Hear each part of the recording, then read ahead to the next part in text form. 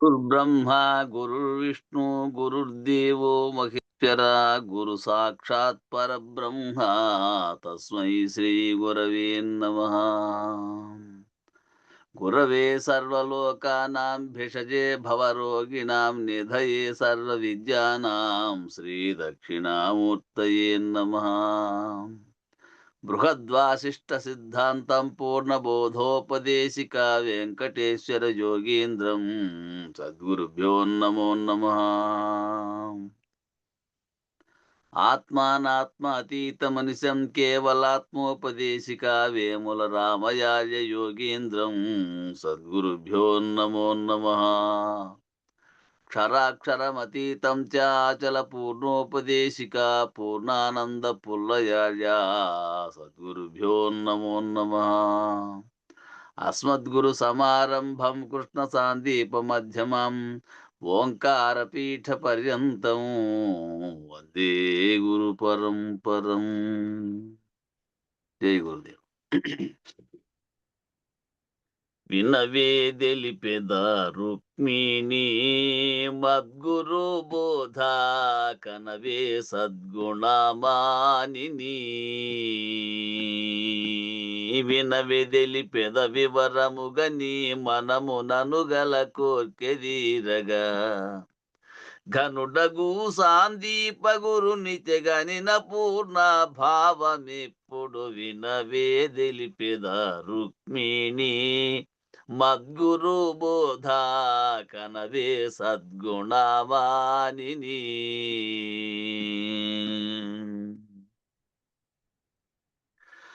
ఎంచాయి ఆత్మయందు ఉదయించేను పంచభూతములు ముందు అంచితము ఓషధుల అన్నము మంచిగా నరులాది సకల సంచితాది కర్మ జగము చక్కగా ఉత్పత్తి ఆయను.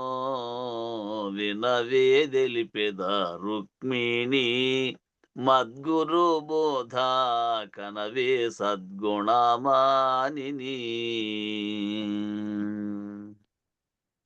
జ్ఞానమనో బుద్ధియో చిత్తాంకార మనువంతరేంద్రియములో వ్యాన ప్రాణము దాన పాన సమానమును ప్రాణేంద్రియంబులు గ్రాణ శ్రోత్రము త్వక్కు చక్షువు జిహ్వయను జ్ఞానేంద్రియంబులు వినవే తెలిపెద రుక్మిణి మద్గురు బోధ కనవే సద్గుణమానిని. రసగంధారూపస్పర్శ శబ్దం బానో విషయేంద్రియ పంచకం రచనగా వాక్పాణి పాదము గుహ్య గుద కర్మేంద్రియంబులు ముసురుకొని ఈ ఐదులైదై మురికి దేహం బాయగనుమిది వినవే తెలిపెద రుక్మిణి మద్గురు బోధ కనవే సద్గుణమానిని. సరసీజానేత్రి వినుమా సాంఖ్యం విధియే చక్కగా మది నుంచుమా. విరివిగా తారకము తెలిపెద నరయు త్యాగులు యోగి వర్యులు మురియుచును ఆ మునులు ఋషులును ముక్తి జందిరి మూల మెరిగియు వినవే తెలిపెద రుక్మిణి మద్గురు బోధ కనవే సద్గుణమానిని. ఆధార స్వాధిష్టాము మణిపూరక అనకత విశుద్ధము అందము ఆగ్నేయ చక్రము నంది ఆనందము బొంది సదానందం బంధు సహస్రారమందున చేరు వారికి వినవే తెలిపెద రుక్మిణి మద్గురు బోధ కనవే సద్గుణమానిని.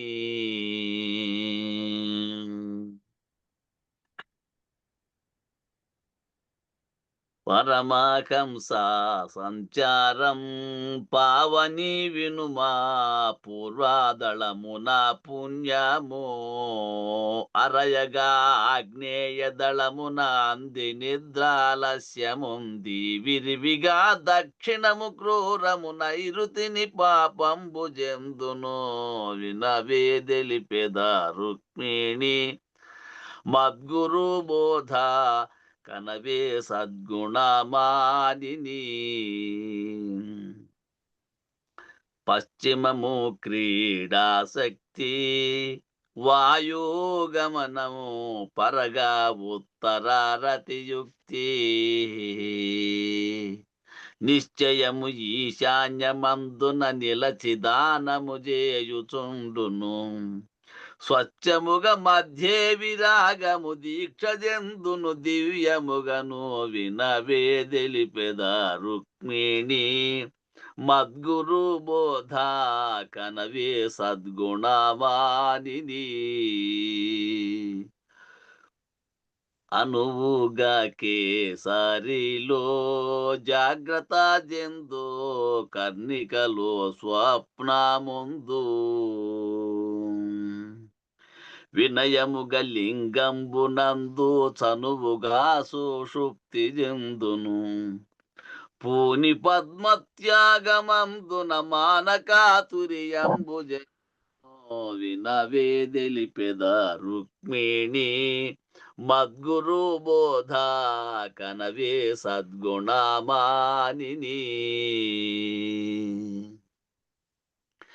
ఇది ఏ యమనస్కంబగును యోగా నిద్ర ఇది ఏ సమాధియగును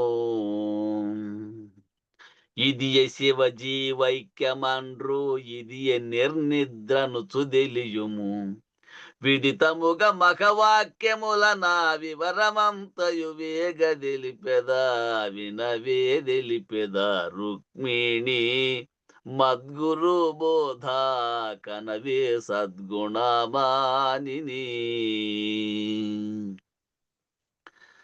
అయమాత్మ బ్రహ్మంబాను తత్వాసి అహం బ్రహ్మాస్మియును నయముగా ప్రజ్ఞాన బ్రహ్మం బాయమఖవాక్యంబులన్నియు రయమునా బ్రహ్మంబునేనని రమ్యముగ బోధించుచుండును వినవే తెలిపెద రుక్మిణి మద్గురు బోధ కనవే సద్గుణమానిని.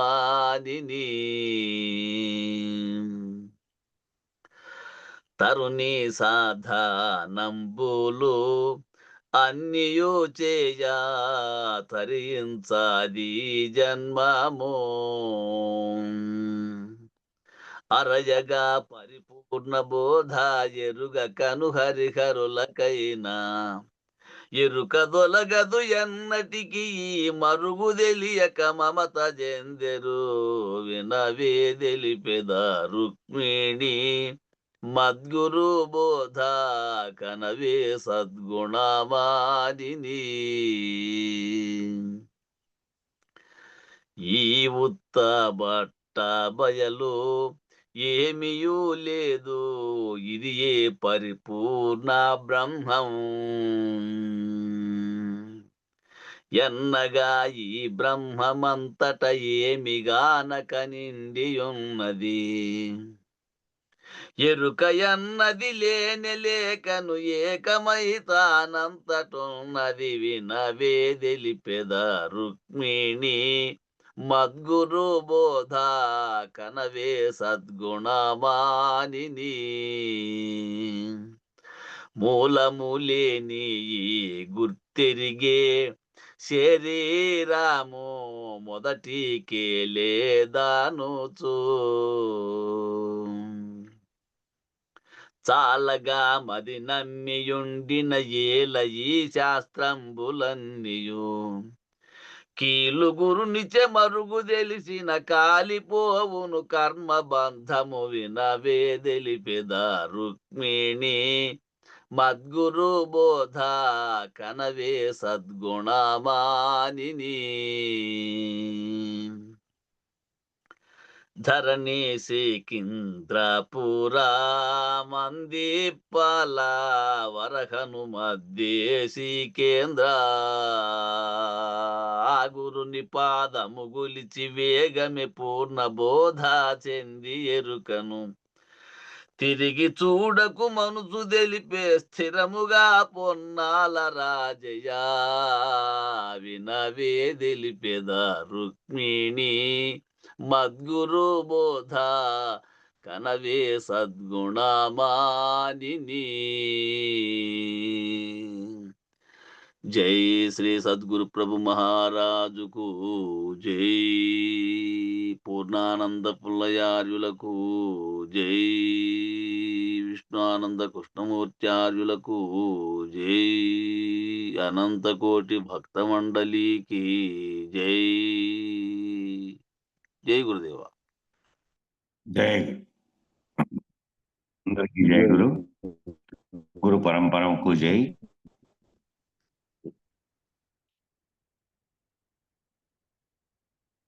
ఇంకా వారం తర్వాత పాడాల్సిండే ఈ పొద్దు పాడింది. ఎందుకంటే ఇంకా వారం తర్వాత సాంఖ్యతారక మనస్కములు అనేది వస్తాయంటే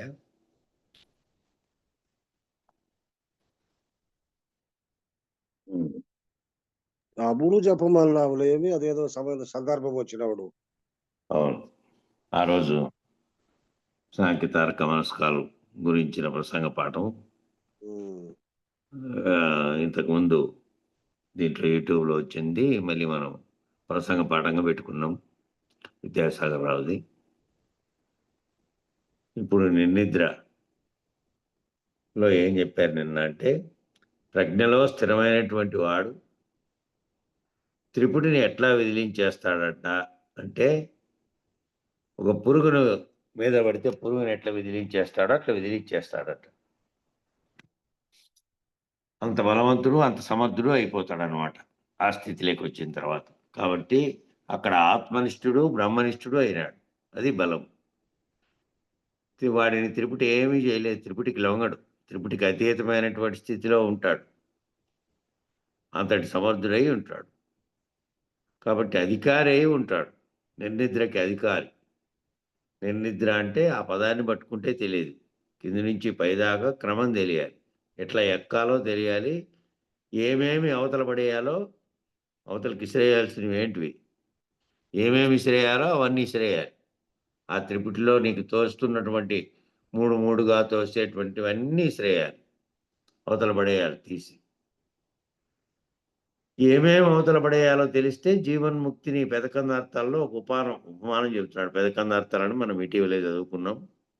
దాంట్లో ఉపమానం చెప్తున్నాడు. జీవన్ముక్తులైనటువంటి వాడు పరబ్రహ్మ నిర్ణయాన్ని పొందాలంటే నిద్రలోంచి లేచే వ్యక్తి దుప్పట్టి విసిరి అవతల పడేస్తాడట. అప్పుడు దాకా కప్పుకున్నాడు, ఇంక అవసరం లేదు. పగులు ఇది కప్పుకొని తిరగడు కదా. నిద్రలోంచి లేచి ఆ దుప్పటి అప్పుడు దాకా కప్పుకున్నది అవతల పడేసి ఏమి విసిరేసేస్తాడండి మనం అంటే, ఆ కాలితో తన్నేస్తాడు. అది దాంతో అవసరం లేదు. కాళ్ళ దాకా కప్పుకొని పట్టుకున్నాడు కానీ లేచేటప్పుడు తన్నేసి లేస్తాడు. ఇంకేం పనులు చేసుకోవాలి కాబట్టి దాంతో పని లేదన్నట్టు. దుప్పటి ముసుగేసి నిద్రపోయాడు. లేచినప్పుడు ఏం చేశాడంటే విసిరి అవతల పడేశాడు. అట్లా విసిరి పారేయమని అన్నాడు అంతే. దేన్ని విసిరి పారేయాలి అంటే జీవన్ముక్తావస్థను. జీవన్ముక్తుడుగా అయినటువంటి పరబ్రహ్మ నిర్ణయాన్ని పొందాలంటే, జీవన్ముక్తుడుగా కావాలంటే ఇప్పుడు ఉన్నటువంటి ఆ అవస్థల్ని, దాంతో నువ్వు ఈ జీవన్ముక్తావస్థ ఏదైతే నువ్వు అనుభవిస్తున్నావో ఆ అనుభవిస్తున్నటువంటి దానితో సహా సర్వం విసేయాలి. ఆ దుప్పటి వల్ల విసిరి అవతల పారేసిన వాడు పరబ్రహ్మ నిర్ణయంలో మేల్కుంటాడు. ఇక్కడ మేల్కోడింగా గురు మెలకువ చేత మేల్కున్నటువంటి ఏ మెలకువలో తాను జగత్తు సర్వము లేనటువంటి స్థితి, కేవల బయలుగా ఉన్నటువంటి దాన్ని ఎరిగి గుర్తెరిగేది ఏ కాలమందున లేదని గుర్తెరిగినటువంటి స్థితిలో మేల్కొంటాడు. అందుకని పరబ్రహ్మ నిర్ణయం అన్నామే కానీ పరబ్రహ్మమునకు బోధ లేదు. పరబ్రహ్మం అంటే పరబయలుగా ఉన్నటువంటి దానికేమి ఈ బోధలో ఈ ముందు ఇవన్నీ వదిలేసుకుంటూ వెళ్ళి ఎవరైతే ఈ సర్వము ఈ దుప్పటి ముసుగుతో సహా వదిలేశాడో అట్లా వదిలేశాడు. ఇంకా జగత్తు దానికి సంబంధించినవన్నీ వదిలేశాడు. తాననేటువంటిది తనకు అంతకుముందు ఏవైతే పట్టుకున్నాయో వాటన్నిటిని వదిలేశాడు. ఇంకా తానే బ్రహ్మమున అనే దాన్ని కూడా వదిలేశాడు. తానే బ్రహ్మం అనే దాంట్లో దాన్ని కూడా విసిరేసి అవతల ఉన్నటువంటిది ఏదో అది అక్కడ మేల్కొంటే ఇంక అక్కడ ఏమీ లేదు. అక్కడ నిద్రే లేదు. ఇంకా నిద్ర, మెలకువ, సుషుప్తి ఇవన్నీ జరుగుతున్నటువంటి స్థితిలో ఇక్కడ ఉన్నాయి. ఇంక అక్కడ ఆ స్థితిలోకి పోయిన తర్వాత అక్కడ లేవు. ఆ లేకుండా ఏమి సర్వము లేనటువంటిది ఉంది అక్కడ. ఈ మూలం లేక గుర్తిరిగేది కానీ లేదంటే గుర్తిరిగే దానితో కల్పించబడినటువంటి మాయ చేత తోస్తున్నటువంటి జగత్తు, ప్రకృతి సర్వము లేదు. సర్వము లేనటువంటి స్థితిలో మేల్కొన్నాడు. జీవన్ముక్తావస్థ నిద్ర, పరబ్రహ్మ నిర్ణయమేమో నిర్నిద్ర. జీవన్ముక్తుడుగా తాను అన్నిటి స్థితిలో నుంచి పోయి తాను బ్రహ్మనిష్ఠుడుగా ఉండి నిద్రించుతున్నదేమో నిద్రగా ఉంది, జీవన్ముక్తావస్థ నిద్రగా. పరబ్రహ్మ నిర్ణయంగా పరబయలు గురించి తెలిసిన తర్వాత ఇక నిద్ర లేదు, ఆ వ్యవస్థ లేదు, ఈ మూడవస్థలు లేవు, ఈ సర్వము లేవు. ఇంకా మేల్కొల్పు ఏం మేల్కొల్పు అంటే పరబ్రహ్మ నిర్ణయం కలగకుండా కాలాతీతుడు అవ్వడం సాధ్యం కాదు. ఆ కాలాతీతుడు కావాలంటే ముందు ఆ నిర్ణయం జరగాలి. ఆ నిర్ణయం కలిగి తాను రహితుడైపోయినటువంటి స్థితిలో తనకు ఇంక జగత్తుగా తోస్తున్నటువంటి త్రిపుటులన్నీ తొలగిపోయినటువంటి స్థితిలో కాలాతీతుడుగా అవుతాడు. కాలం అవన్నీ త్రిపుటికి లోబడి కింద ఉన్నాయి. కారణం ఏమిటనంటే పరబ్రహ్మ నిర్ణయమే లేనెరుక. ఈ పరబ్రహ్మ నిర్ణయం జరగడమే ఇప్పటి వరకు జరిగిందంతా కూడా లేనెరుకే. లేనెరుకు చేతనే విచారించి లేనెరుకు తీరుతనే ఉన్నట్లు భావించి లేనెరుకే ఏది కల్పించిందో అదే లేనెరుకుగా ఉన్నట్లు ఆ బ్రహ్మంగా నుండి సమస్త సృష్టిని చేసింది అనేది కూడా లేనెరుకే. ఆ నిర్ణయమే లేనెరుక అయిపోయింది. పరబ్రహ్మ నిర్ణయం ఏమిటితో జరిగిందో పరబ్రహ్మ నిర్ణయం జరిగిండేది కూడా లేదు. జరిగింది అని చెప్పడానికి కూడా ఏ ఎరుక చేత ఎరిగావో ఎరుకే లేదు. లేనెరుక స్థితి కలగకుండా నువ్వు సంకల్పాన్ని, శూన్యాన్ని, కాలాన్ని దాటలేవు. సంకల్పాన్ని, శూన్యాన్ని, కాలాన్ని దాటలేవంటే లేనెరుక స్థితిని నువ్వు లేనెరుక స్థితి అందుకొని ఉండాలి. ఎరుక స్థితి అంటే ఎరుకలో జాగ్రత్తలో ఉండి ఇప్పుడు మాట్లాడుతూ వ్యవహరిస్తూ ఎరుక ద్వారా విచారణ చేస్తూ నేనున్నాను, నేను ఎరుకతో చెబుతుంటే అనేక మంది మీరు ఎరుకతో వింటున్నారు అనేదంతా కూడా అది లేనెరుకలోనే జరుగుతుంది. లేనెరుకలో జరుగుతుందంటే లేని కళలో జరుగుతుంటే కళలోంచి మేల్కుంటానే కళ లేకుండా అయిపోయినట్టు విచారణ జరుగుతున్నటువంటి ఈ స్థితి కూడా లేనెరుక స్థితిలోనే జరుగుతుంది. లేనెరుక స్థితిలోనే ఆ లేనెరుక స్థితిలో నేను చేస్తున్నటువంటి సంకల్పం, నేను చేస్తున్నటువంటి వ్యవహారం, నేను చేస్తున్న సర్వము చుట్టూ ఉన్నటువంటి ఈ త్రిపుటి అంతా దాటాలంటే సంకల్పాన్ని, శూన్యాన్ని, కాలాన్ని మూడింటిని దాటడము అనే దాటే స్థితి లేనెరుక అనే దాని స్థితిని నువ్వు భావన చెంది ఉండాలి. లేనెరుకలో జరుగుతున్నటువంటి దాంట్లో జరుగుతోంది, ఇదంతా జరుగుతోంది లేనెరుక స్థితిలో. అంటే అవి జాగ్రత్తలో వ్యవహారం జరుగుతున్నప్పుడు జరుగుతున్నట్టుగా తెలుస్తోంది కదా. జరుగుతున్నట్టుగా తెలుస్తున్నప్పటికీ లేని కళలో జరిగింది అంతా మెలకుంటానే పోయిందా. ఒకసారి పగులంతా జరిగింది ఏమేమో, రాత్రి గాఢ నిద్రలోకి పోయినావు. ఏమేం జరిగిండేదో గుర్తు ఉన్నప్పటికీ నువ్వు గుర్తించే స్థితి అయితే నువ్వు లేవు. అప్పుడు మళ్ళీ మెలకువగలిగి మళ్ళీ జాగ్రత్త అవస్థలేకి తాదాత్మ్యం చెందితే వస్తున్నావు. వచ్చి కళతో సహా అంతా దాన్ని మరచి దీన్ని వస్తున్నావు. కాబట్టి ఈ లేనెరుక స్థితిలో నువ్వు సంకల్పాన్ని, శూన్యాన్ని, కాలాన్ని దాటాలి అని అంటే లేనెరుక స్థితి కళకు కూడా దాటలేవు. లేనెరుక స్థితిని ఉండాలి ముందు. లేనెరుకల స్థితిలో లేకనే కేవలం కళలో జరుగుతున్నటువంటి వ్యవహారంగా ఇది జరుగుతోంది ఇప్పుడు అని. ఆ వ్యవహారం జరిగేకి నువ్వు అర్థం చేసుకుంటూ వ్యవహారంలో జరిగే దాడులను దాటుకుంటూ వస్తే ముందు త్రిపుటి దాకా వచ్చి త్రిపుటిలను దాటేస్తుంది. అప్పుడు నువ్వు అంతకుముందుగా ఉన్నప్పుడు తెలియబడలేదు కాబట్టి తెలియబడని స్థితిలో ఒక్కొక్క మెట్టు తెలుసుకుంటూ వచ్చినావు. తెలుసుకుంటూ వచ్చి పూర్తి ఆ స్థితిని దాటిన తర్వాత అక్కడ అధికారి ఆ లేనెరుక స్థితిలో ఉన్నవాడు, ఆ అధికారికి అయిపోయిన వాళ్ళు ఎవరు ఉంటే లేనెరుక స్థితిలోకి ఎవరైతే దాటుకున్నారో వాడు పూర్తి చేయాల్సినటువంటివి ఏంటంటే ఆ 3.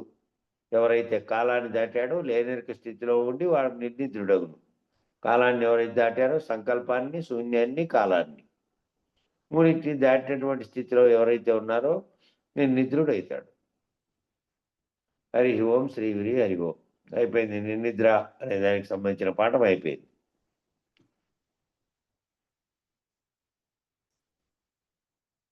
ఇప్పుడు నిర్వాణ షట్కము.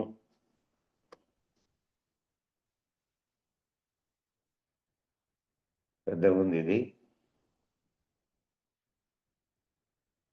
73 పేజీలు ఉంది. వారం పైనే పడుతుంది.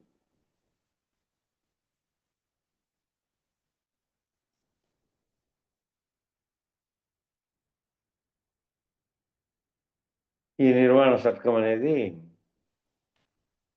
మనోబుద్ధి అహంకార చిత్తాని నాహం నచ శ్రోత్ర జిహ్వ నచ గ్రహణ నేత్రే నచ వ్యోమ భూమి న తేజో న వాయు చిదానంద రూప శివోహం శివోహం. ఈ నిర్వాణ షట్కం పేరులోనే ఉందండి. ఎవరైతే 6 పద్ధతులుగా అంటే ప్రతి దాంట్లో మళ్ళా 4 ఇచ్చారు. 6 4 24. అందులో మకుటం శివానంద రూప శివోహం శివోహం శివోహం అనేది వరుసగా వస్తుంది. ఈ నిర్వాణ షట్కం అనేది ఆదిశంకర్లు వారి గురువర్యులను సందర్శించినప్పుడు నీవెవరు నాయనా అని ప్రశ్నించినప్పుడు చెప్పినటువంటిది. ఆదిశంకర్లు వారి గురువును సందర్శించినప్పుడు చెప్పారట ఇది నిర్వాణ షట్కం అనేటువంటి ఈ శ్లోకం. నువ్వెవరు నాయనా అని ఆయన ప్రశ్నించినప్పుడు చెప్పారు. సాధారణంగా మనందరం నువ్వెవరని అడిగితే ఏం చేస్తామంటే ఏదో చెప్పుకుంటాం. ఆదిశంకర్ మ్యూట్ చేసుకోన్నా.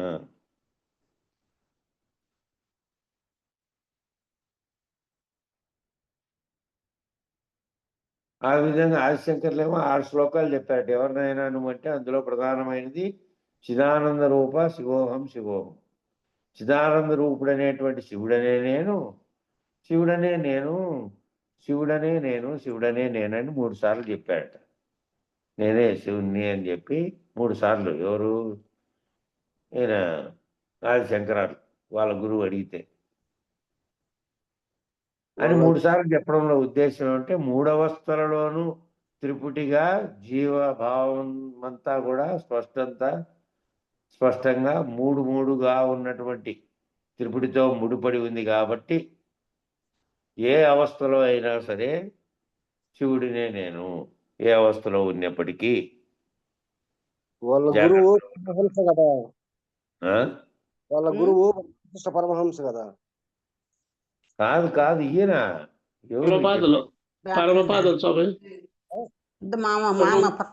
ఆదిశంకరాచార్యులు ఎప్పుడు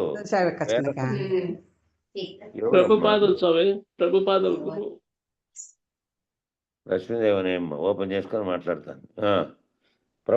ఎవరి పాదులు?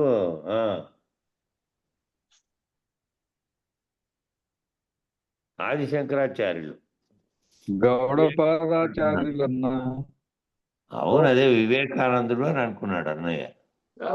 రామకృష్ణ గౌడపాదాచార్యులు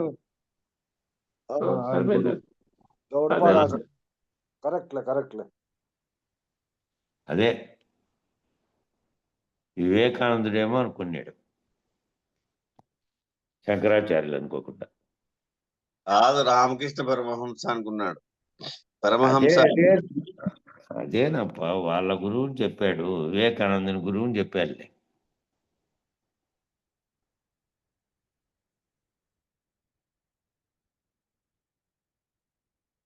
అట్లా గౌడపాదాచార్యులు అనేది మామూలుగా ఎక్కువ సార్లు అవి రావు కాబట్టి అప్పుడు ఈయన ఆయన చెప్పాడు 3 సార్లు, 3 అవస్థలలో త్రిపుటిగా జీవభావం అంతా స్పష్టంగా 3 ఉన్నటువంటి త్రిపుటితో ముడిపడి ఉంది కాబట్టి ఏ అవస్థలో అయినా సరే, ఏ అవస్థలో ఉన్నప్పటికీ శివుడనే నేను అని చెప్పాడు.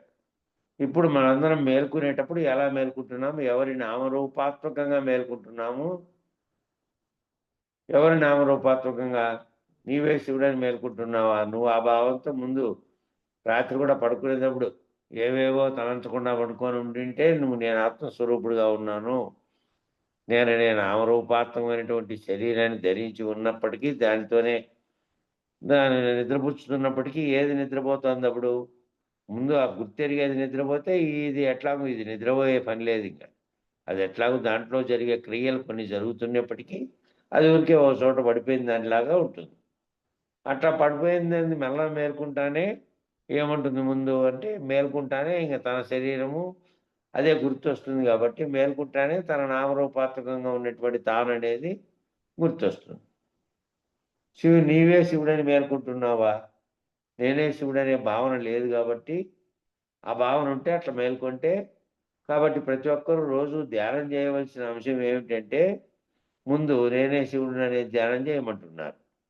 ఆ దాంట్లో శివోహం శివోహం చిదానంద రూపం, నేను చిదానంద రూపంలో ఉన్నటువంటి శివుని నేనే అంటే, శరీర రూపంలో ఈ నామరూపాత్మక కృష్ణమూర్తి, వెంకటేశ్వరు, ఇంకోటి పేర్లు పెట్టినటువంటి ఈ దేహంగా ఉన్నటువంటి దానికి పెట్టారు. అది ఆ రూపంలో ఉన్నటువంటి వాని కాదు, చిదానంద రూపంలో ఉన్నటువంటి శివుని నేను అని ధ్యానం చేసుకోమని అంటున్నాడు, దాన్ని తలుచుకొని. అది కాబట్టి ఆ ధ్యానం చేయమన్నారు. చేయగా చేయగా ఆ శ్రవణ మన నిధిధ్యాసలతో నువ్వే స్థితిలో స్థిరపడతావు. నేను శివుడిని 3 అవస్థల్లోనూ స్థిరపడే పద్ధతిగా నువ్వు జీవనాన్ని సాగించాలి. కాబట్టి మెలకువలోనూ నేను శివుడిని, కలలోనూ నేనే శివుడను, గాఢ నిద్రలో నేనే శివుడను.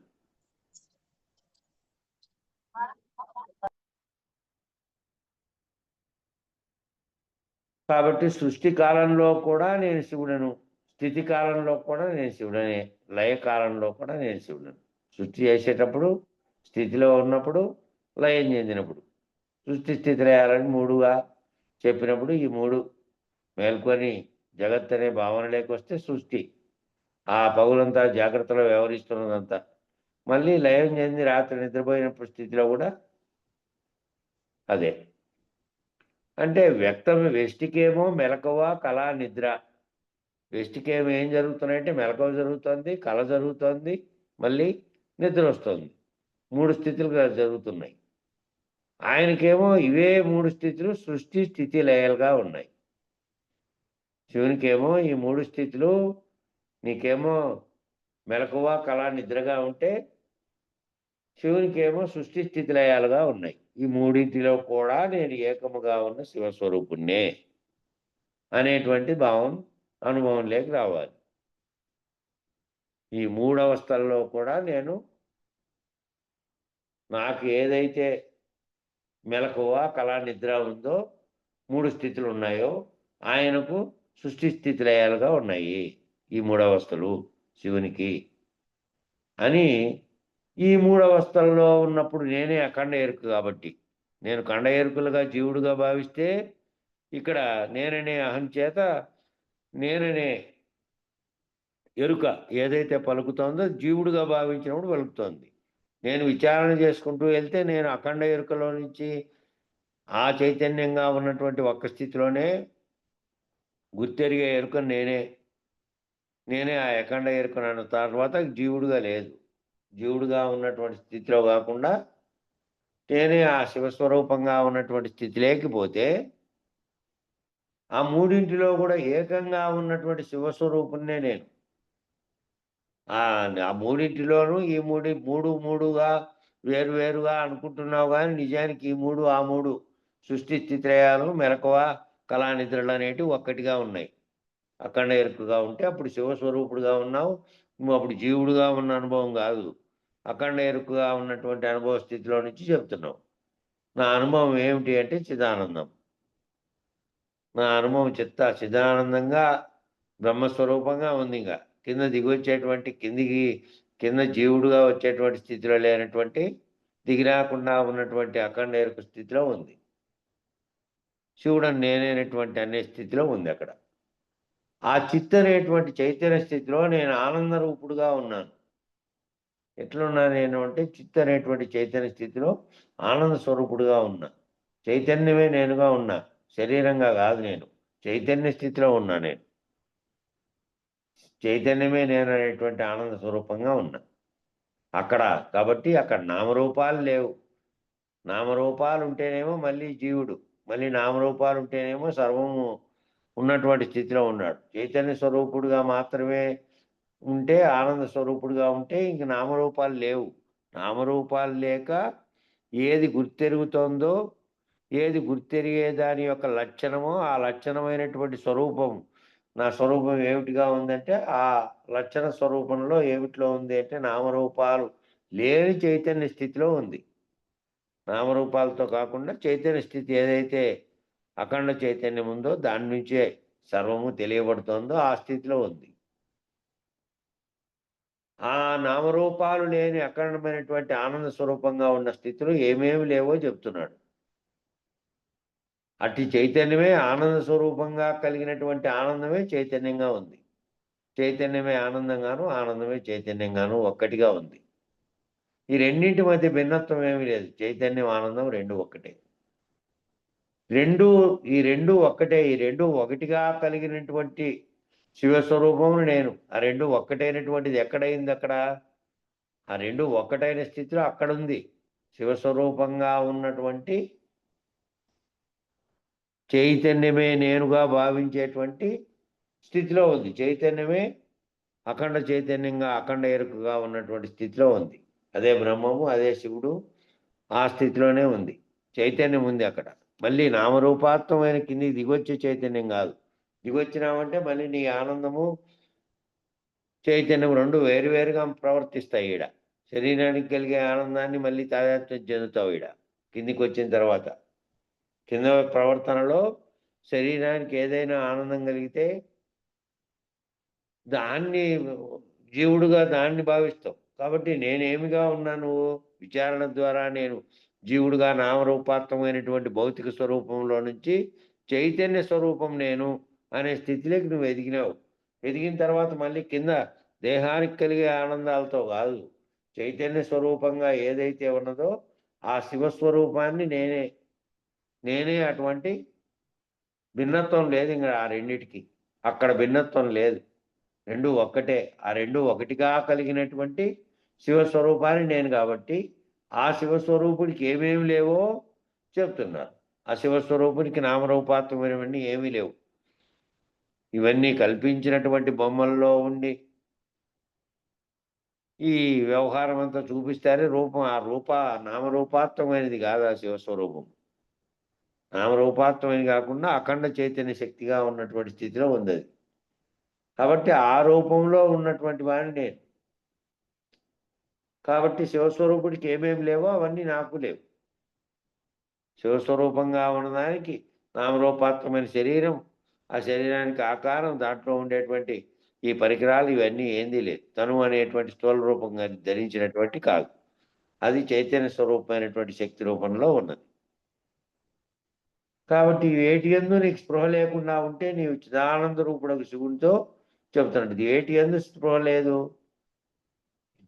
దేని మీద లేదు నువ్వు వాటికి. నువ్వు అఖండ ఎరుకగా ఉన్నటువంటి నేను చిదానంద రూపుణ్ణి నేను అనాలంటే నీ చిదానంద రూపుడు శివుడితో పోల్చుకుంటున్నావే. అప్పుడు ఈ దేనిలో లేదు నీకు స్పృహ అంటే వేటి యందు లేదు స్పృహ అంటే మనకి స్పృహ పనిచేస్తుందా లేదా? దేని మీద పనిచేస్తుంది? ఇప్పుడు పనిచేస్తున్నామంటే ఇప్పుడు మేల్కొని ఉన్నాం. వ్యవహార ప్రపంచం మీద ఉంది. కొంతమంది మధ్య మధ్యలో ఫోన్ ఆన్ చేసినప్పుడు ఏవో మాట్లాడుతూనే ఉండారు, వాళ్ళ వ్యవహారాల్లో ఉండారు, వాళ్ళ జగత్తుకు సంబంధించిన అంశాలు మాట్లాడుకుంటూ ఇది ఆన్ చేసి పెట్టుకున్న వాళ్ళు కూడా ఉన్నారు. అది స్లిప్ అయ్యి ఆన్ అయినప్పుడు మళ్ళీ నేను ఇక్కడ చూసుకుంటూ దాన్ని మళ్ళీ మ్యూట్ చేసుకుంటూ ఇది చెప్పుకుంటూ ఉన్నాం. అంటే వాళ్ళు ఎక్కడున్నారు? వాళ్ళు చెప్పుకుంటున్నటువంటి విచారణ ఏ అంశం మీద జరుగుతుందో దాని మీద లేరు. దాని మీద లేకుండా ఉంటే మాటికి జగత్తే ఉంటుంది వాళ్ళకి, మాటికి. కాబట్టి ఆ వింటున్నటువంటి దాంట్లోనైనా పోల్చుకోండి. ఏమి లేవో, ఏవి పని చేయలేదో, ఏ స్పృహ పని చేయకపోతే నేనే శివుణ్ణి అనే భావన వస్తుందో దాని మీద దృష్టి పెట్టండి. కాబట్టి నీకు ఏమిటి మీద స్పృహ లేకుండా ఉంటే నీవు చిదానంద రూపుడవు శివోహం అని చెప్తున్నావు, శివుణ్ణి నేను అంటున్నావు. దేని మీద స్పృహ లేకపోతే అంటున్నావు? దేని మీద పనిచేస్తుంది మన స్పృహ? కనీసం ఈ గంట సేపు అయినా దేని మీద పనిచేయాలి మన స్పృహ? స్పృహ అంటే మనం గుర్తెరుగుతున్నది. దేని మీద పనిచేయాలంటే వ్యవహార ప్రపంచం మీద గుర్తెరుగుతుంది. ఇప్పుడు కూడా వ్యవహార ప్రపంచం మీద పోనీయకుండా కట్టేయగలిగింటే ఇట్లా ఎదుక్కుంటూ ఒక్కొక్క మెట్టుగా పోయి, ఇప్పుడు నిర్ణీతలకు చెప్పింది ఏమి, ఒక్కొక్క మెట్టుగా పోయి అక్కడికి పోయిన తర్వాత అన్నిటినీ విదిలించి పారేయమన్నాడు. అట్లా ఇప్పుడు వ్యవహార ప్రపంచంలో నుంచినే తట్టుకోలేకపోతే కొద్దిసేపు ఏదో దాని మీద ఉన్నప్పుడైనా ఇంకా మిగతా వ్యవహారంలో పూర్తి లీనమైపోతారు కదా.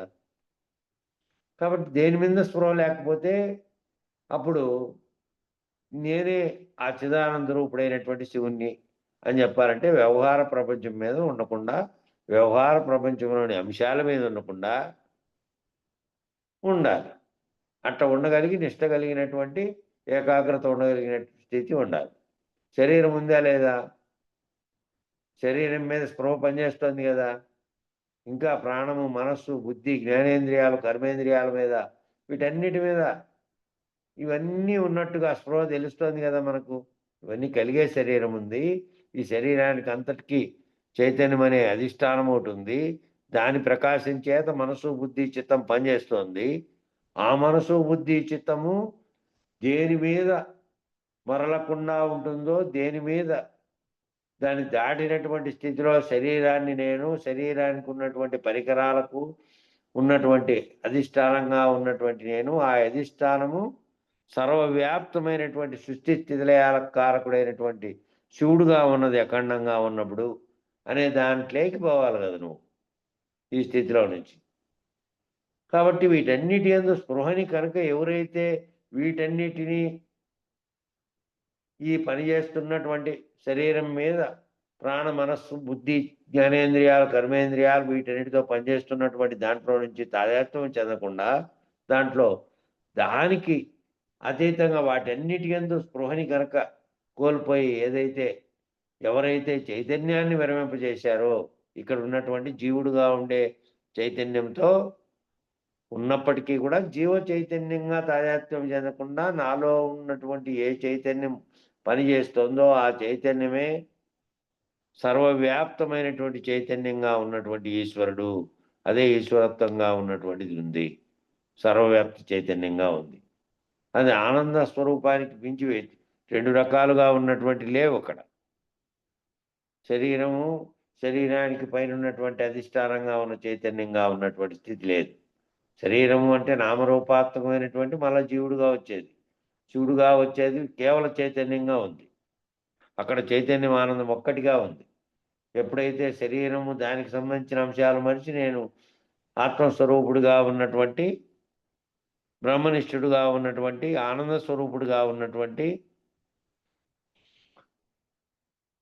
దీనికి అతీతంగా ఉన్నటువంటి కేవల చైతన్యాన్ని నేను అని ఎవరైతే ఈ చైతన్యాన్ని విరమించి ఆ స్థితిలో ఉంటారో వాళ్ళకి ఆనందమే వారైనటువంటి స్థితిలో ఉంటారు. వారే శివుడైనటువంటి సాధనాపూర్వకంగా ఎవరైతే తెలివిని విరమించి సాధనాపూర్వకంగా ఇక్కడ జరుగుతున్నటువంటి వ్యవహార జగత్తులో ఉన్నటువంటి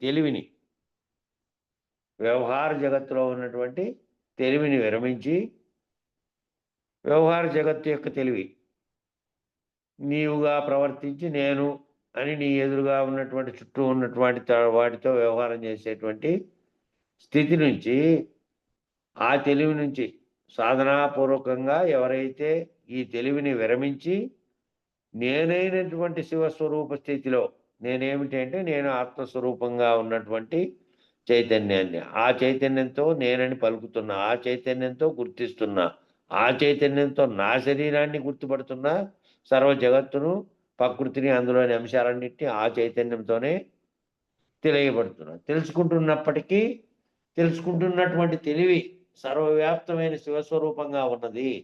నేనైనటువంటి భావనలో ఉన్నటువంటి జీవుడుగా ఉన్నటువంటి తెలివి కాకుండా దాన్ని విరమించి సాధనాపూర్వకంగా ఎవరైతే తెలివిని విరమించి నేనైనటువంటి శివస్వరూప స్థితిలో తెలివిని నిలబెట్టుకొని ఉంటాడో అతడు చిదానంద రూపుడగు శివుడు. అతడు చిదానంద రూపంలో ఉన్నటువంటి ఆత్మస్వరూపుడు, బ్రహ్మనిష్ఠుడైనటువంటి వాడు. మళ్ళీ మాటి మాటికి వ్యవహార జీవితంలో తన కళ్ళెదురుగా అన్నీ జరుగుతూ ఉన్నప్పటికీ దానితో తాదాత్మ్యం చెందకుండా ఉన్నటువంటి వాడు. కాబట్టి యోగం అంటే ఏమిటి అంటే ఈ చిదానంద స్థితే యోగం. అంత యోగం చేయండి, యోగంలో కూర్చొని ధ్యానం చేయండి అని ఎందుకన్నారంటే ఎదురుగా కనపడుతున్న దానితో మాటి మాటికి తాదాత్మ్యం చెంది ప్రపంచం అనే వ్యవహార జగత్తులోకి మనసు అనేది పీకుతుంది. కాబట్టి ఆ మనసు పీకినప్పుడు ఆ వ్యవహార జగత్తులో దాంతో తాదాత్మ్యం చెందకుండా ఆ వ్యవహార జగత్తుకు సంబంధించిన తెలివిని విరమించి ఈ స్థితిలో ఎవరైతే ఉంటారో ఆ యోగం అదే, ఆ చిదానంద స్థితే యోగం. మిగిలినవి అనేక రకాల యోగాలు ఉన్నాయి. మిగిలినవన్నీ ఆ యోగ లక్ష్యం ఏమిటి అంటే చిదానంద స్థితి అయినటువంటి శివస్థితిని సాధించడమే. ఆ చిదానంద స్థితిని సాధించడమే అదేనంట మహాశివరాత్రి. అదే మహాశివరాత్రి అంటున్నాడు. మహాశివరాత్రి అంటే తెల్లార్లు మేల్కొని ఆ మేల్కున్నటువంటి దాంతో చేస్తున్నటువంటిది కాదు. చెప్పే ఈ పాఠ్యాంశమైనటువంటి నిర్వాణ షట్కం అనేది ఎప్పుడో మహాశివరాత్రి అని చెప్పినట్టున్నారు వాళ్ళు. అక్కడ మహాశివరాత్రి సభ జరిగితే తెల్లవార్లు ఈ సబ్జెక్ట్ పెట్టుకొని చెప్పుకున్నారు. దాన్నే మనం ఒక పాఠ్యాంశంగా అది ముద్రించినారు. దాన్ని మనం తీసుకొని ఇప్పుడు చెప్పుకుంటున్నాం. కాబట్టి ఏమిటి అంటే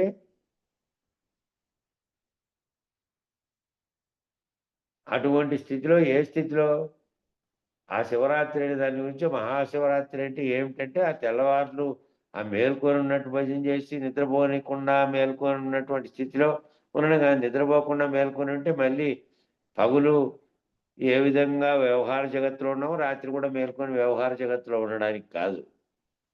ఆ మహాశివరాత్రి లక్ష్యం ఏమిటంటే శివరాత్రి అనే కాదు, రాత్రి గాఢ నిద్రావస్థలో నీవు మరిచిన స్థితిలో పగులు వ్యవహారంలో ఉన్నప్పటికీ, రాత్రి వ్యవహారంలో ఉన్నప్పటికీ నేను ఏ విధంగా ఉన్నాను అంటే నేను జీవుడుగా ఉన్నటువంటి స్థితిలో కాకుండా యోగ స్థితిలో, యోగ లక్ష్యమైనటువంటి చిదానంద స్థితిలో ఉన్నాను నేను.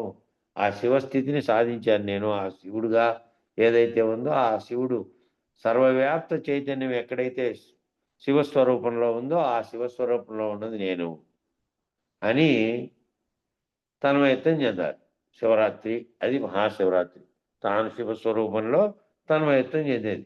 తెల్లవార్లు మేల్కొని ఏదో చోట టీవీ 3 సినిమాలు చూసి, లేదంటే భజన చేసి, లేదంటే ఇంకోటి ఏదో చేసి మేల్కొని ఇంకా మేల్కున్నా, ఈరోజు తెల్లార్లు మేల్కున్నా కాబట్టి మేల్కున్నందుకు వస్తుందేమో నాకు ఏదో ప్రాప్తి చెప్తారే అది.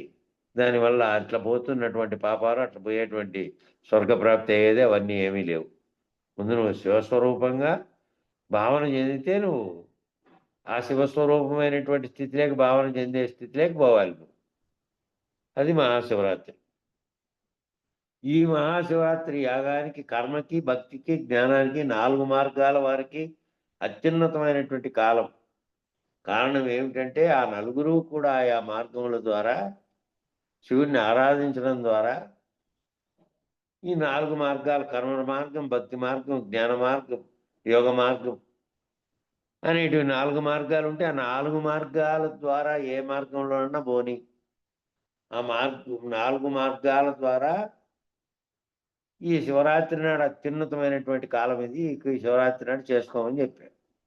కారణం ఏమిటంటే నలుగురు కూడా ఆయా మార్గాల ద్వారా శివుడిని సందర్శించాలి అని అంటున్నారు. ఆరాధించడం ద్వారా ఏముంది, శివుని సందర్శించాలంటే ఆ రూపంలో కూర్చొని మనం క్యాలెండర్లో చూసినట్టు కూర్చొని ఉన్న ఆ స్థితి కాదు. ఏది అయితే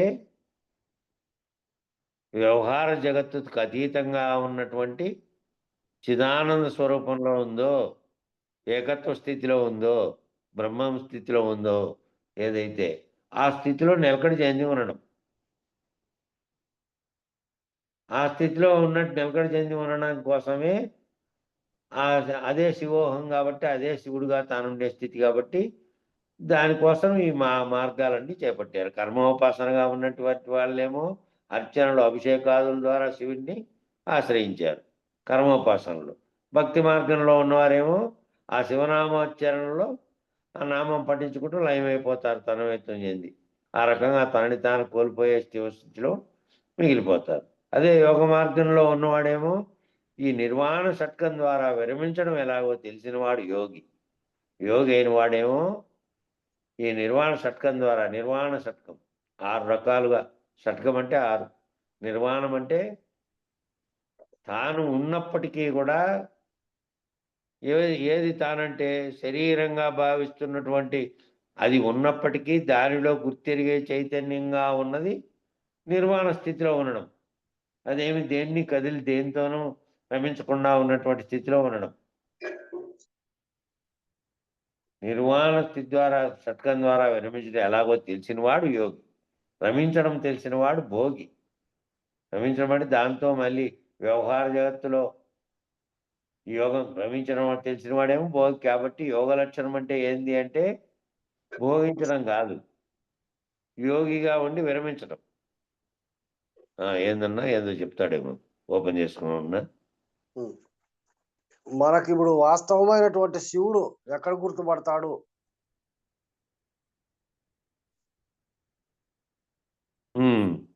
వాస్తవమైనటువంటి శివుడు అంటే ఏది అఖండ ఎరుకగా ఉన్న చైతన్యం ఉన్నదో అదే గుర్తెరిగేదే శివుడు. ఇప్పుడు దీంట్లో వచ్చిండే దానికి ఇంకా అది తప్ప వేరే ఏమీ లేదు. అదే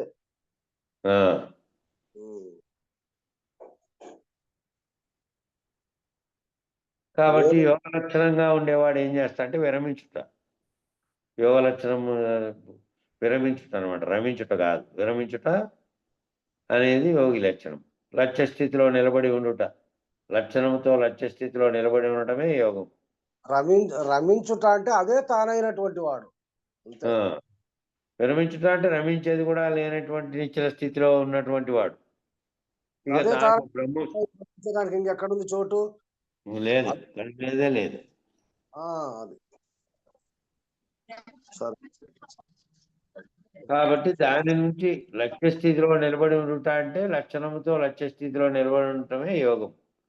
ఇక దాని నుంచి అన్యముగా ఇతరుల యందు చేరడమేమో, ఇతరముల యందు చేరితే మళ్ళీ రమించడం అవుతుంది. ఇతరములు లేక రాకుండా, అన్యముగా లేకుండా తానే అదై ఉన్నటువంటి స్థితిలో ఉండి నిలకడి చెంది ఉండడమేమో లక్ష్య స్థితిలో, అది విరమించడం. విరమించినటువంటి స్థితిలో తానున్నాడు. రమించడం అనేదేమో భోగిగా ఉండేది. కాబట్టి మహాశివరాత్రి నాడు ఏమేమి నియమాలు ఉన్నాయి అనేది కూడా చెప్తున్నాడు. ఈ కార్యక్రమం శివరాత్రి నాడు జరిగింది కాబట్టి శివరాత్రి అంశాలు ఎక్కువ వస్తాయి దీంట్లో.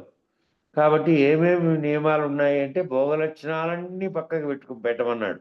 ముందు భోగ లక్షణాలు ఏమేమి ఉన్నాయి అవన్నీ పక్కకు పెట్టమన్నాడు. మామూలుగా ఏ వాటితోనైతే ఏ పనులు చేస్తూ నువ్వు భోగిగా జీవిస్తున్నావో ఆ రోజున్న ఆ పనులన్నీ విరమించమన్నాడు. ఉపవాసం ఉండడం అంటే ఏవేవో పదార్థాలు, ఆ పదార్థాలు ఇష్టమైన పదార్థాలు రోజు తింటున్నావు. ఆ రోజు ఆ ఇష్టానికి సంబంధించిన పదార్థాలు జిహ్వకు సంబంధించిన ఇష్టం అది.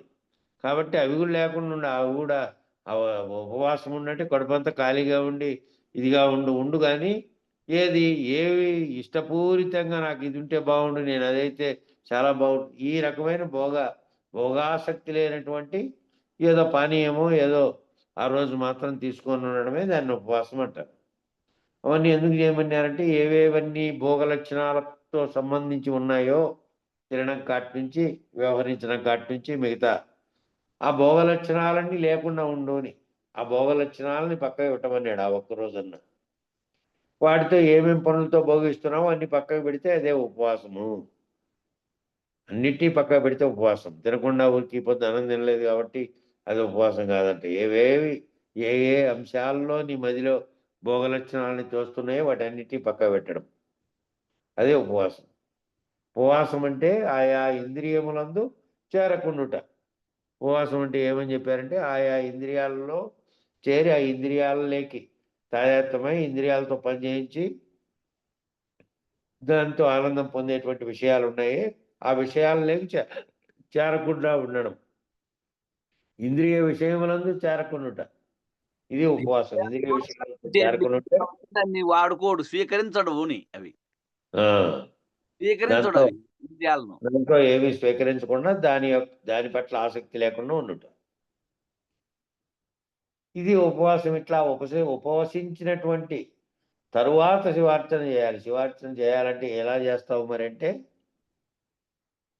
నేను అనేటువంటి శివుడు ఏమిటి ఈ శరీరమే ఆ పృథ్వీలింగంగా ఉంది. భూమి అనేది ఒక లింగం. ఆ భూమి ఉండేటువంటి భూమిగా ఉన్నటువంటి జగత్తుగా ఉన్నటువంటి అది గుండ్రంగా ఉన్నటువంటి ఆ పృథ్వే ఈ శరీరంలో కూడా ఆ పృథ్వీకి ఉన్నటువంటి లక్షణాలు ఉన్నాయి కాబట్టి ఈ శరీరమే ఆ పృథ్వీలింగం. అందులో ఉన్నటువంటి విషయాలుగా ఉండేటివి ఏంటివి అంటే శబ్దస్పర్శ రూపరస గంధములు అనేటువంటి విషయాలే ఆ జలలింగాలుగా ఉన్నాయి. జలం అనేటువంటి లింగాలుగా ఉన్నాయి. పృథ్వీ అనే లింగంగానేమో జగత్ అనే లింగంగా ఉంది. అది ఏది శరీరమే ఉంది. పృథ్వీ అనే బ్రహ్మాండంగానేమో భూమి అనేటువంటి ఆకారం కలిగినటువంటిది ఉంది. అదే ఆ లింగమే ఏం లింగం అంటే పృథ్వీలింగం. ఈ శరీరమే ఆ పృథ్వీలింగం. ఇందులో ఉన్నటువంటి విషయాలుగా ఉండేటివి ఏంటివి శబ్దస్పర్శ రూపరసగంధాలు అనేటివి విషయాలను అనుభవిస్తున్నాం కదా మనం. ఆ విషయాలను అవేమో జలలింగం జలతత్వం కలిగినటువంటివి అవి ఆస్వాదిస్తున్నవి. విషయాలన్నీ జలలింగంగా ఉంటే విజ్ఞానమయ కోశం ఏమిగా ఉంది అంటే అగ్నిలింగంగా ఉంది. అగ్నిలింగం నీలోనే ఉన్నాయి ఈ లింగాలన్నీ. అన్నీ నీలో ఎక్కడెక్కడ ఏం లింగాలు ఉన్నాయి చెప్తున్నాడు. శరీరం అనే లింగంగా ఉన్నదేమో పృథ్వీలింగం. విషయాలనే శబ్దస్పర్శ రూపరసంధాలుగా ఉన్నదేమో జలలింగం. విజ్ఞానమయ కోశమేమో ఆత్మలింగంగా ఉంది. నీ విజ్ఞానమయ కోశం అంతా ఆత్మలింగం.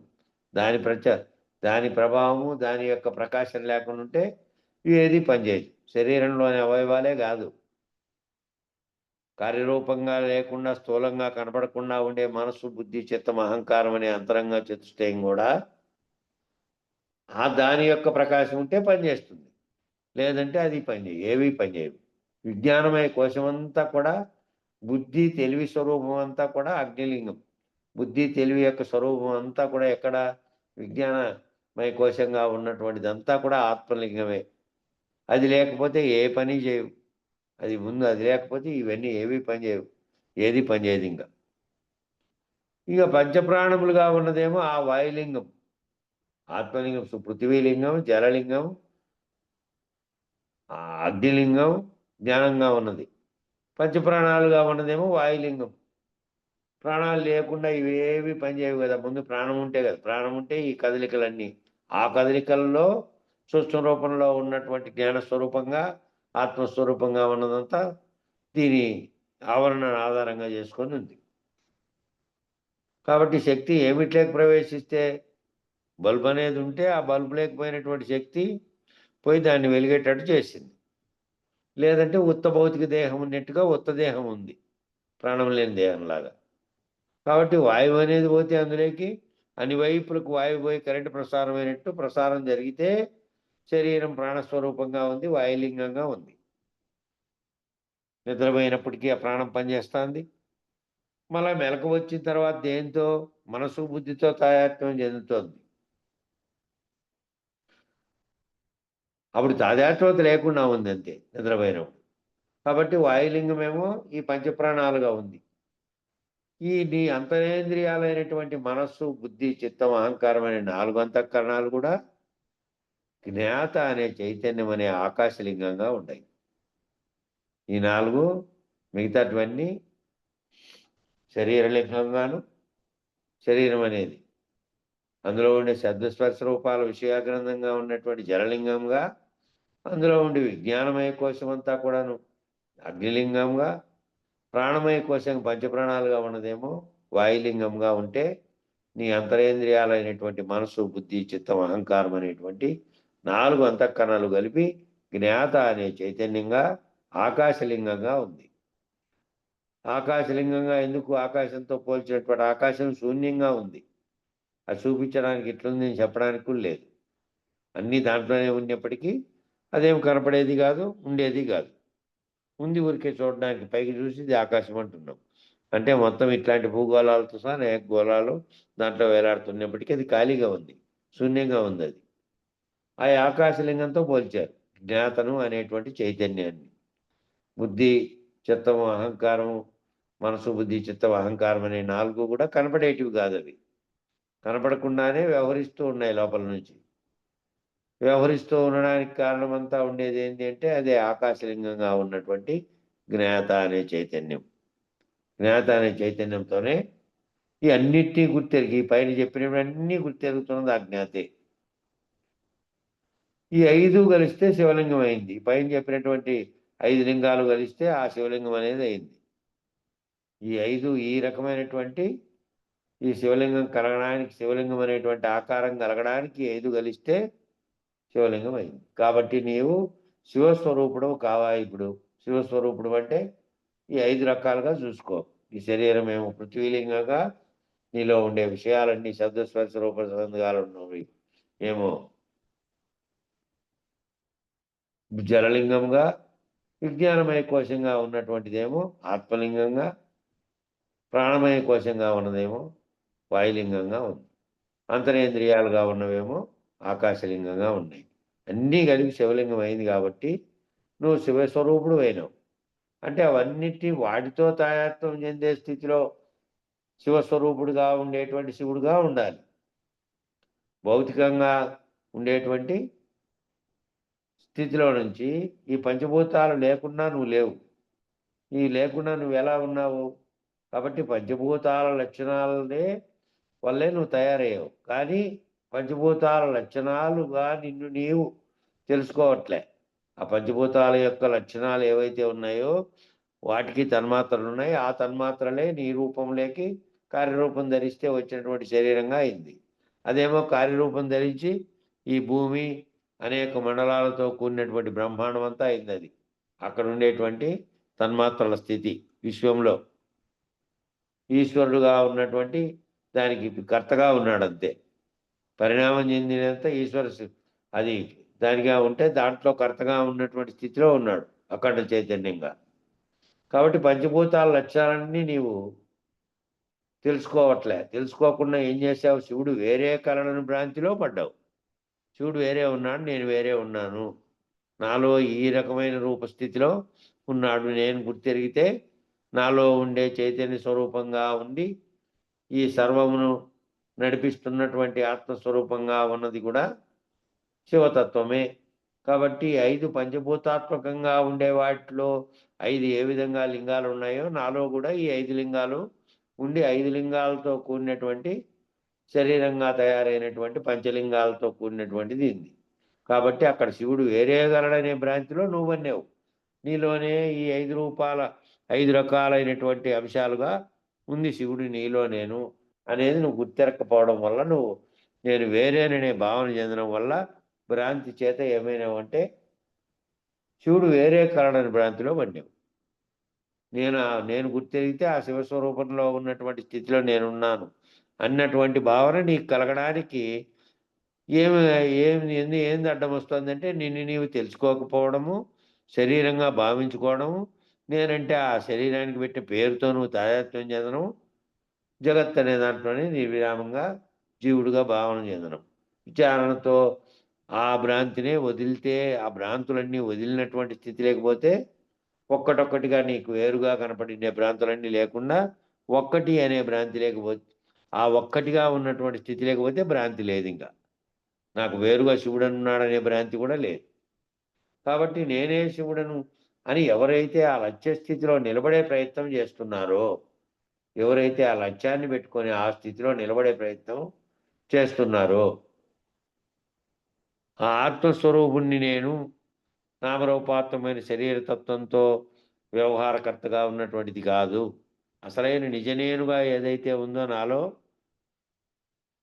అది నేను అని ఎవరైతే అట్ట నిలబడే ప్రయత్నం చేస్తున్నారో వాళ్ళందరూ శివార్చన చేస్తున్నట్టు. శివార్చన చేస్తున్నట్టు అంటే అర్చన ఏ విధంగా చేస్తున్నట్టు వాళ్ళు? చైతన్యంలో తాను ఏకస్వరూపంగా ఉన్నటువంటి చిదానంద రూపంలో ఉన్నట్లు వాళ్ళు. మొదటి శ్లోకంలో చెప్పారు, చిదానంద రూపం శివోహం శివోహం శివోహం. చిదానంద రూపంలో ఉండేటువంటి శివుని నేను. శరీరంగా నామరూపాత్మకంగా కనపడుతున్నటువంటి దాంతో కాదు. దాంట్లోనే ఉండి నేను దిగిరాకుండా ఉన్నటువంటి చైతన్య స్వరూపంగా ఉండే, అఖండ ఎరుకగా ఉండే చిదానంద రూపం శివోహం శివోహం అనేవాని నేను అని ఎవరైతే నిలబడి ఉన్నారో వాళ్ళు శివార్చన చేస్తున్నట్టు, శివుణ్ణి అర్చిస్తున్నట్లు వాళ్ళు ఆ స్థితిలో ఉన్నప్పటికీ ఆ స్థితిలోనే శివార్చన చేస్తున్నట్లు నిజానికి. వాటికి సరిపోయింది, సమయం సరిపోయింది. నరుద్రో రుద్రమర్చసే అనేటువంటి ఆ వాక్యం అది శ్లోకంలో, ఇంకో శ్లోకంలో వాక్యం అది. దాని నుంచి రేపు మొదలు పెట్టుకుందాం. నరుద్రో రుద్రమర్చసి అనేది. మంగళం చెప్పండి అన్న. జై గురుదేవ. గురువు శిష్యుడాయే, శిష్యుడు గురువాయే, గురువు శిష్యుల సందు గురు తొక్కటాయే. గురువు శిష్యుల సందు గురుతుతో నెరిగితే, గురుతు లేకపోయే పరిపూర్ణమాయే. మంగళమో మంగళమో సద్గురుదేవా, మంగళమో మంగళమో. ఘటము మఠం బాయే, మఠము ఘటం బాయే, ఘటము మఠముల సందు నటనాయే. ఘటము మఠముల సందు నటనాత నెరిగితే, పడుతారంబుగా బట్ట బయలయ్యే పోయే. మంగళమో మంగళమో. పీఠము పాఠము వాయే, పాఠము పీఠము వాయే, పీఠము పాఠము సందు కూటమాయే. పీఠము పాఠము సందు కూటము ఎరిగితే, మాట మాయా మాయే మౌన స్థితాయే. మంగళమో మంగళమో. బోధా శోధాయే, శోధ బోధాయే, బోధా శోధల సందు మేధాయే. బోధా శోధల సందు మేధత నెరిగితే, వాదము లేదాయే నాదాంతమాయే. మంగళమో మంగళమో. ఎరుక మరపు వాయే, మరపు ఎరుకాయే, ఎరుక మరపుల సందు ఏకమాయే. ఎరుక మరపుల సందు ఏకము ఎరిగితే, ఎరుక రహితమాయే ఏమీ లేదాయే. మంగళమో మంగళమో. మంత్రము తంత్రము వాయే, తంత్రము మంత్రము వాయే, మంత్రము తంత్రము సందు మహిమాయే. మంత్రము తంత్రము సందు మహిమాత ఎరిగితే, యంత్రము లేదాయే ఎప్పుడు బయలాయే. మంగళమో మంగళమో. योगी भोगी आये भोगी योगी आये योगी भोगिला समदु उद्योग माये योगी भोगिला संदु उद्योग मेरिगीते త్యాగములేదాయే తత్వమైపోయే మంగళము మంగళము శంక సమ్మతియాయే సమ్మతి శంకాయే శంక సమ్మతి సందు అంకితమాయే శంక సమ్మతి సందు అంకిత మెరిగితే వెంకటేశ్వరుడాయే వేదాంతమాయే మంగళము మంగళము శ్రీ పుల్లయార్య మంగళము మంగళము మంగళం గురుదేవాయ మగనీయ గుణాత్మనే సర్వలోక శరణ్యాయ సాధురూపాయ మంగళం